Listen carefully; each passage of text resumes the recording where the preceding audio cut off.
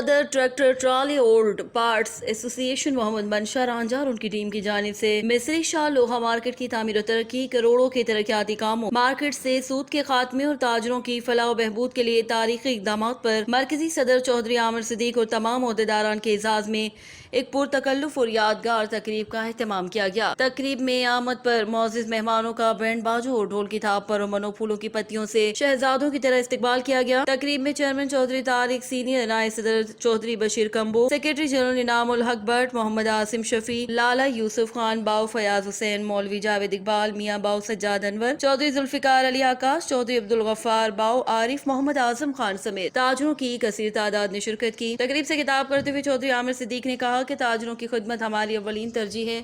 ہم تاجروں کے مسائل کے حل کے لیے ہر وقت کوشاں ہیں۔ ہم نے ہمیشہ حقیقی تاجروں کے مسائل کو حل کرنے کے لیے آواز بلند کی ہے۔ تاجر ملک کی معیشت میں اہم کردار ادا کرتے ہیں۔